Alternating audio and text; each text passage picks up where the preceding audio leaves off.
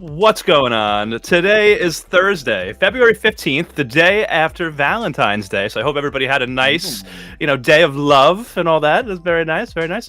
We're here to talk about this part one, really, of the Challenge 39 final. Which I have a whole other thing I wanted to bring up about that too. The fact that this is two parts and an hour and a half each or whatever, seems a little ridiculous to me, especially. Well, we'll get into it. I'm already starting. Let's just kick the sucker off. Let's do it.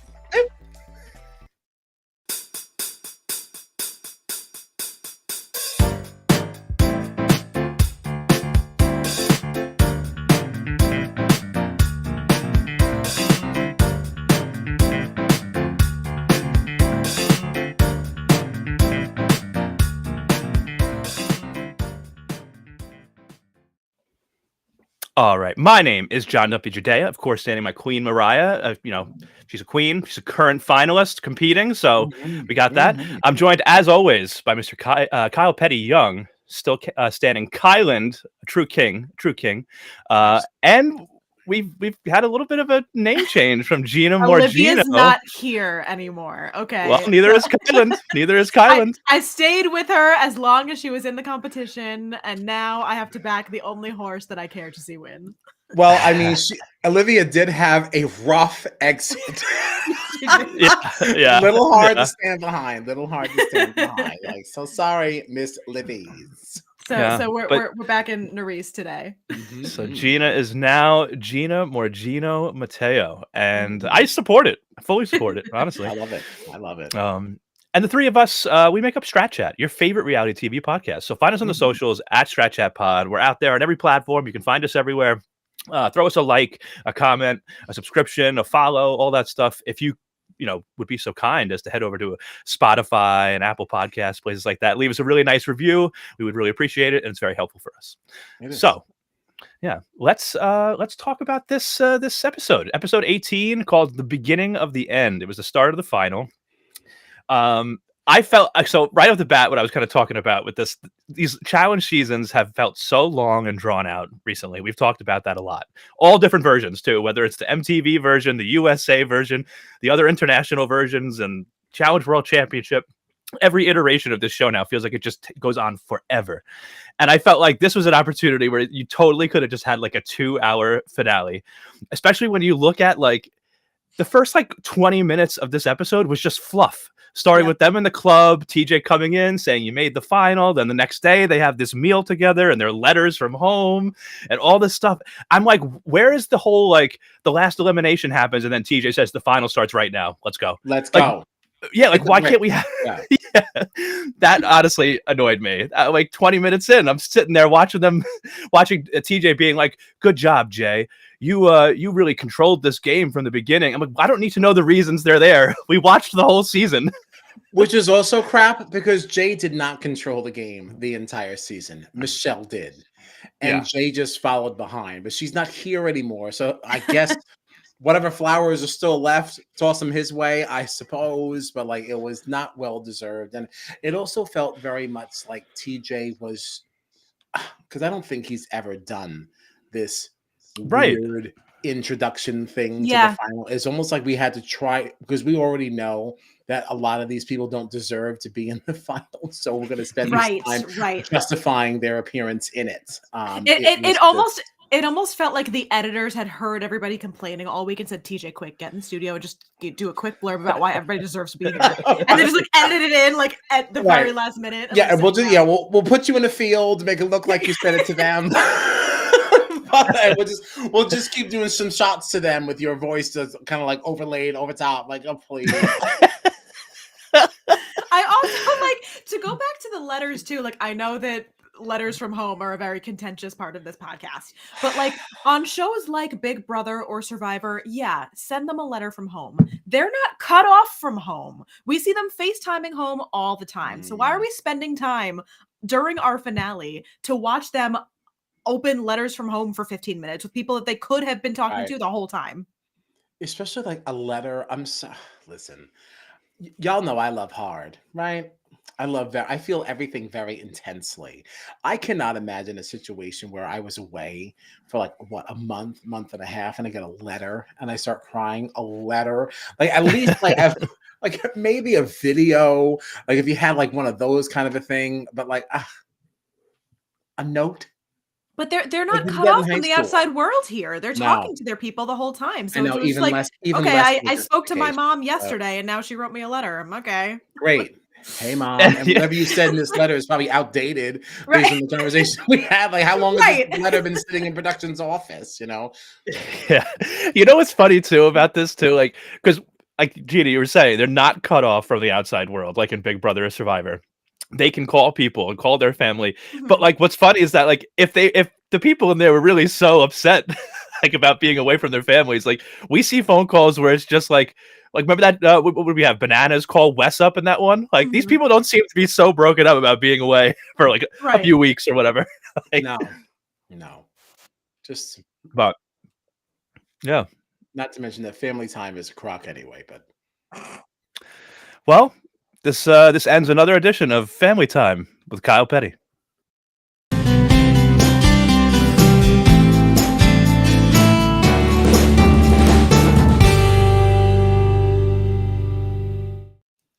The way your face dropped as soon as it was cutting to the video. I actually I wasn't even planning to do that, but it was just perfect because then you said like, yeah, you know how I feel. It's family time. It's a crock, and I was like, all right. Family While time I with was Kyle watching Petty. the episode, I was like, oh, John is punching the air right now.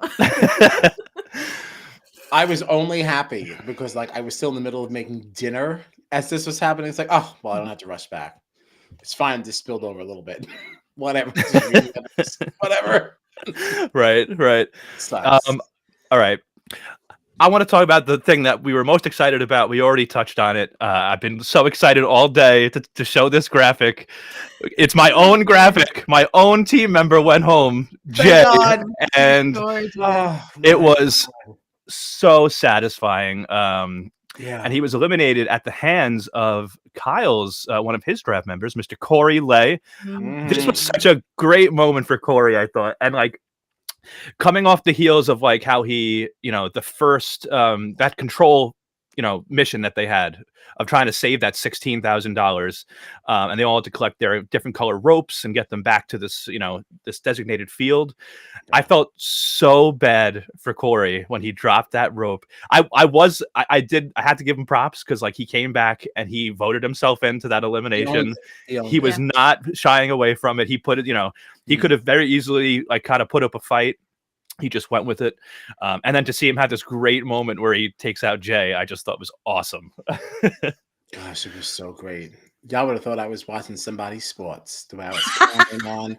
I almost damn flipped the coffee table. I was so excited. I said, at this point, I don't even care who wins. There's no one up there that's really, really pissing me off anymore. Like it's honestly, well, that's not true, actually. Ooh. I think Colleen can take a flying leap. Okay. I did not like her behavior in this episode. We'll certainly get to that. But I was just so happy to see Jay go. Oh gosh. You want to know what was crazy about Jay's elimination too? I feel like even when the people leave like halfway through the episode, how we've seen in like this last, portion of the game, we always get at least a confessional of them being like, yeah, I lost. Like this meant so much to me. I'm so sad to be going home. Jay got eliminated and they were like, okay, bye. And we never heard from him again. No confessional, no exit, anything. He was just like, peace. I will say, because I saw someone else tweet about this, and I did rewatch the episode today before we started. And I will say there was a Jay confessional at the very end of the episode, like all the way at the end. Yeah. If you check out the end of the episode again, like right at the very, very end. They do those like extended little interview things on the streaming. But he did. It wasn't like in the episode. Maybe because I watched it on the MTV. Yeah, that's website only. I think that's like a streaming. Yeah, yesterday I watched it on Philo, so maybe that's why.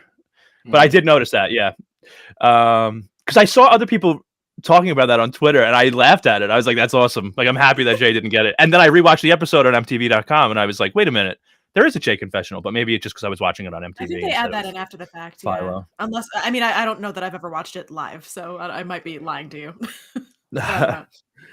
But yeah, Jay gets eliminated. I would have loved if he was gone weeks ago, but it is very satisfying that he makes it to the final and then is the first one eliminated. And I don't want to stay on Jay for very long because I know that he like sucks and we all have not liked him on this season. But I wanted to ask because one of the things about Jay, he in his mind he was controlling the game the whole time. We know it was mostly Michelle, but I know some of the things that I've seen people say in support of Jay is that like he played a great game. He never saw an elimination. But I feel like I think that people try to use that as like an argument for why his social game was good. But I feel like in this moment, this is evidence that his social game was not very good because I don't think many people trusted him all that time. I think Michelle had a huge influence over him staying there. And then if his social game was so great, you're not going to have people like Corey, who was working with Jay the whole game. This isn't even Nerese we're talking about or somebody like that. This is Corey saying to him, Jay's the sketchiest person here. He's the only person that's caused me not to trust him. What do you think of those two like sides for Jay's social game? The fact that he didn't go into elimination, but at the end, there's nobody out there that trusts him that, it seems like wants to work with him. I think it really bolsters my argument. I think that it was really all Michelle because something else that Corey had said was, that Jay, he just hasn't been very nice. He's like, he just hasn't been nice. And it's like the fact that somebody who you're working with, one of the bullet points on their list of reasons why you should go is that you weren't nice to the rest of the alliance members, the people you were working with. That is not a good social game. That really means that it was Michelle managing the entire thing. Because even up until now, Corey is still crediting Michelle for where he got into this game. Yeah. So, no. Yeah. Jay absolutely sucks. And if you look at Jay's social media, even when this episode came out, he made absolutely no mention of the fact that he was sent home in the middle of the final, like absolutely nothing. He's just promoting his stupid fucking homework music, which is absolute trash. Okay? It's so bad. Are him and Asaf still performing together, or is he doing solo stuff? That's homework. That's the two of them. Okay. Okay. Mm-hmm. Homework. Interesting. Yeah. Big feelings. Yeah, sorry. That's an assignment I'd be happy to miss. All right. So yeah, we talked about the control mission a little bit. They lost that $16,000, so the prize pot went down even further to what was it, $340,000? I think it was. This challenge is also very stupid. This is a stupid challenge. Carry the ropes and like put them together in these little hooks, like. Really not fun as a viewer. Had it not been for Corey's flub, this would not have been exciting to watch at all. Right. No, yeah. This wasn't a good kickoff to a final at all. No. Boo hiss. But yeah, so the final is mirroring what we had all season. So they started with control. The Corey and Jay elimination was the control elimination, and then that moved us into the chaos phase. So from here, we were going to have new partners for each checkpoint. There were 5 checkpoints. What do you think of this chaos portion? I was surprised. I think did somebody time out in every single checkpoint? Like it felt like there was always at least one pair just doing absolutely awful. I was a little surprised by some of these performances. Like even like Berna, especially. I was expecting more from Berna coming into the final, to be honest.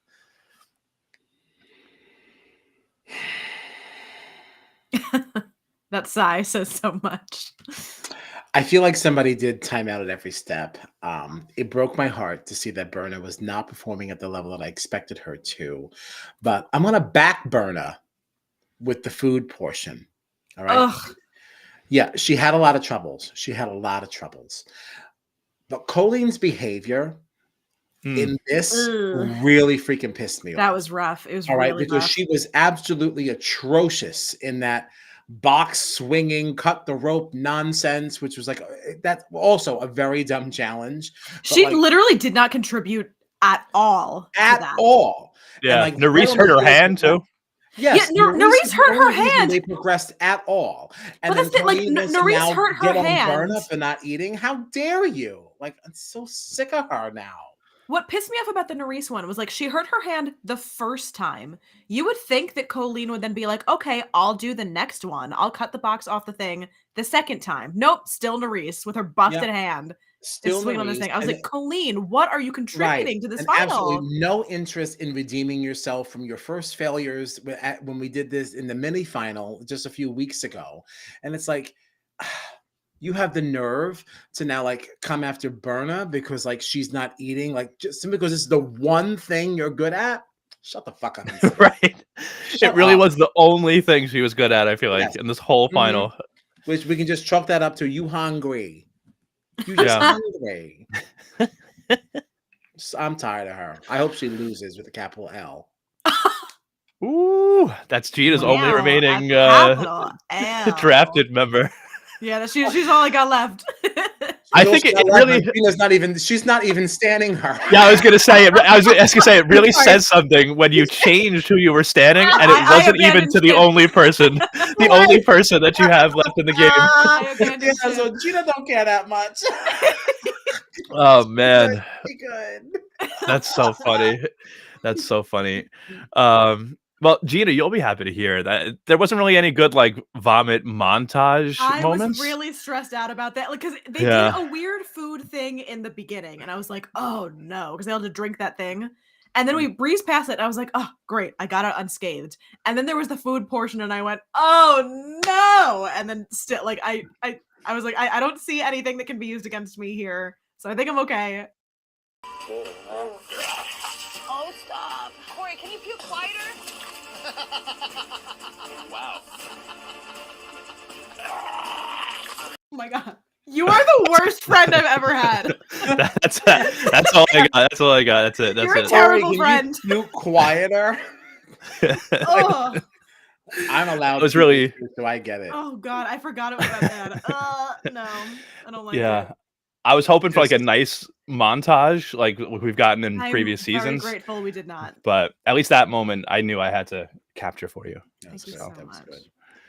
Yeah. And just a quick moment to acknowledge how beautiful Corey's ass is. Like, that thing is out of control.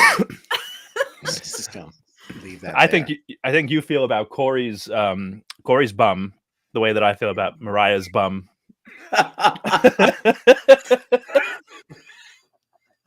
Corey's bum. As if about Mariah's bum. And his hair be looking mad crazy when he takes that helmet off. Right, mad crazy. But that ass, woo, my goodness gracious. What are you doing, Mr. Oh Lay? god. I was like, Oh oh, my you about to have God. me change my name again. Oh, man. Oh wow. But so yeah, in chaos, like I said, there's a bunch of different checkpoints. I feel like we don't have to necessarily go through and specifically state what each and every one was. But was there any particular checkpoint that you liked or didn't like or anything like that, or do you want to move on? I like the ball rolling. Just because that felt kind of Big Brothery. That's like something I feel like we would get. That's true, yeah. If you had like a duos twist in the beginning of Big Brother, I could see something like that. Like that was fun. That felt like home. Definitely. That's a good point. I didn't even really think about that, but look now that I'm thinking back to that one checkpoint, it does feel like that could have been like a Big Brother type game. Yeah. Mm-hmm. That was enjoyable, but otherwise, Yeah, the only thing that I noticed, I saw this on Twitter, I think, that Corey was saying that, I think it was the one with like the boxes and the rope or whatever, with like where Nerys and Colleen were matched up together. That, and I don't know if it's just because it was randomized when they were picking teams or whatever, but Corey had tweeted Nerys and Colleen were at a severe disadvantage for this because there was no difference in the weight distribution of how heavy these boxes were that we had to carry from point A to point B. And because of that, like they were starting off at a severe disadvantage because of the way that the teams fleshed out. And I don't know what would have made that better in a randomized selection situation. I don't know either, but I have to say, the more Survivor that we watch, I feel like that loses some steam. But right? I feel We like see in Survivor, they will match things to the person's body. Like when you're holding onto that thing, or everyone's holding Sometimes. onto it, he'll say it's depending on like your body weight as how much you're holding.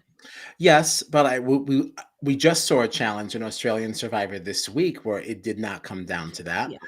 You know, like the survivors are expected to put up just the same. So like, yeah. I can stand on either side of that argument. Yeah. Yeah. I guess the only way that they could like combat that, I guess, right, is if like each player has their own assigned chests or boxes or whatever already there. And like it doesn't matter who the pairs are. It's like that's your chest, that's your chest. Whoever your pair is, you have to go answer the question and pull your chest down or something like that. You know what I mean? Like, and it'll be a third of your personal body weight or whatever the percentage would be. You know, I don't know. Right. I don't know. Can we But talk I about- agree. I think I agree with you, Kyle, though, that I especially watching some of the Australian Survivor things that we've seen, it's kind of just everybody's got to step up. We're all under the same conditions. There's no version of Miss Kitty that would have been phased by that. Man, let's go. Dragging it across the grass. Like she'd have been fine. So No, I that's a don't fair know. point. Yeah, I have mixed feelings on that. The randomization, though, of some of these pairs, what even was that? It's like TJ's opening up like some fishing tackle box and pulling cards out of it. Like, how was that random? Well, that's how it was. I don't remember if it was USA, like this past season of USA. There was another season recently where he was like, yes, the randomly decided pairs. Oh, this person and this person. And That like, was I in can't this believe season. that happened. It was this season? Yeah. What like? And I thought it was seasons ago. That's how long this season has been going Yeah. on. I thought it was a different season. Yeah.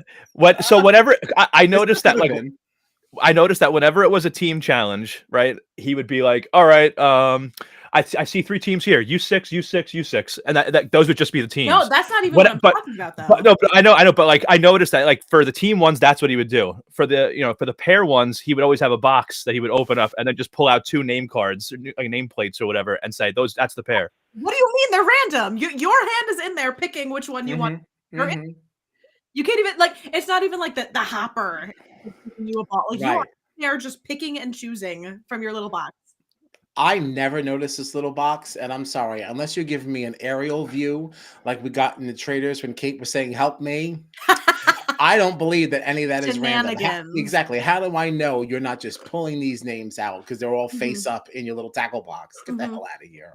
So like, this is another hopper scandal. Another hopper. This is worse than the hopper. I think it's worse than the hopper. Is worse than the algorithm. Oh, it's completely random. This electronic board. Get the hell out of here. Like all this is nonsense. And if it's not going to be random, just say that. Just say this is what we're doing. We want it to be exciting. We want it to be fun. I can get behind that. It's the lying. Don't have me. Don't act like you got me with the okie doke. Right. The okie doke. It's like this algorithm is going to completely randomly choose these teams. 5 minutes later, somehow all of the X's are together. Yeah, it's always the most dramatic pairing of people you could possibly have. And I'm for it if you just tell me that's what you did. Ooh, y'all been fighting a lot. I'm gonna put you together. Good luck. And it's like, all right, I like that. Yeah, that gives me rivals vibes. Like that's what we came here for the fireworks. But like, don't lie. Just don't lie to me. Don't lie to me. It's fair. But yeah, so we got to the end of Chaos, and to nobody's surprise, we found out that Emmanuel was the leader after the Chaos phase because he just had the best times in each of the checkpoints collectively. So we don't know where anybody's times stand, which also is a little annoying to me. Like periodically, I feel like you could totally throw up where everybody's time is at. I think it's weird. Right. The only indication that we have is that like Nerys is probably last, and then Emmanuel is first. Like we didn't see any flashes of a clock for anybody, right? You would think at least after each. I feel like in the past, right, they've done like checkpoints, and whenever somebody completes a checkpoint or the whole group completes the checkpoint, they'll like show everybody's times, right? Am I wrong? No, they've done that. Yeah. Like if not everyone, you would at least get some. Yeah. Right. Because you never walked away with it still knowing where anyone really stood, but at least you gave me a little something. And even at the very least, I feel like in a multi-part final like this, where it's like 2 separate episodes, they'll at the very least end the first episode being like, here's where we stand as it is right now. And then the next episode, everything else like they'll at least end the first episode telling us some kind of configuration of where people are landing. Yeah, we have no idea. So we don't know how this is all going to end up. We'll decide in post-production. Right. Yeah, we'll decide who you are rooting for, and then we will make that person win. Right. Yeah. Stinks of fraud. So I'm assuming that Emmanuel's going to pick Nerys for this chaos elimination, because he has the power now to choose one person to go into an elimination, the chaos elimination. So I'm thinking Nerys. Any thoughts? It's certainly possible. I just feel like he voted for her for the control, even though almost everybody voted for Corey, including Corey. Both Emmanuel and Colleen voted Nerys to go in to that first elimination that ended up being Jay and Corey. And Nerys even did say, she was like, I did say his name a couple of times. So my feeling is that like Emmanuel's definitely going to say Nerys. I think if for no other reason, because she's the steepest competition right now. You know? But is she, Yeah. if she's been timing out left, right, and center? Like, Yeah, because of her partners, not because of Well, her. she did come in first, and actually, you know what's funny? She came in first in one of the checkpoints, and it was with Berta that she did. I think it was the ball one, actually, where they had to roll the ball down the thing.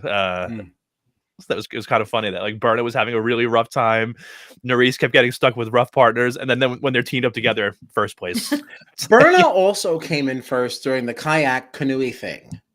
That's right, with Emmanuel. Yeah, that's and true. People need to like respect Berna a little bit. Like she had a really rough moment getting the rope out of that sphere and then rolling it down the thing. And like, yeah, she broke down after that, but she still put up after that. She had a rough time at the food, but a lot of people have a rough time at the food. Mm-hmm. The other two checkpoints, she really she shined. She shined brightly. Yeah, that's right. Yeah, she shone brightly. She shined brightly. So like people need to put that's definitely fair. Her name. She's a resilient woman. And she definitely deserves that praise. Yeah. No, I think that's definitely fair. And I think it seems like the episode went out of their way to really emphasize the struggles that Berna was having, which may have played into some of why I felt that. But when you do consider that she came in first and at least two of these checkpoints, that really isn't bad. I don't think you could say that that's really very much worse than anybody else. Right. Right? That in the stage of the final. Two last and two first. That makes you a very firm number two. Yeah. That's right. But all right. Come on. Do you guys have anything else for this episode? I think that's all I've got for this. I mean, it was a pretty straightforward. There was, it's not like there's any game talk to discuss or anything. They're just out there competing for this final. So we'll have to see what happens in part 2. I guess the only last question is, if Emmanuel does select Nerys, who does Nerys select? Yeah, I don't know. Maybe Colleen. Maybe Colleen. I was just thinking that. Yeah, maybe Colleen. I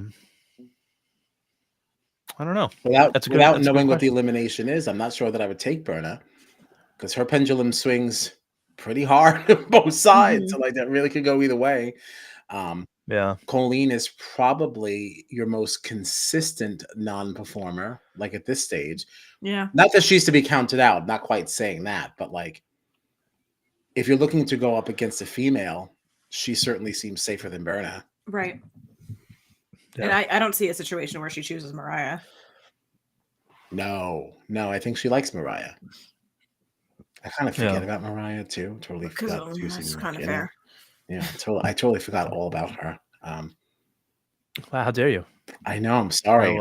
How very dare? Because honestly, I wasn't you. even considering her in the conversation because I just forgot she was there. There was another question that I was just thinking about. I feel like with Nerys, so because Corey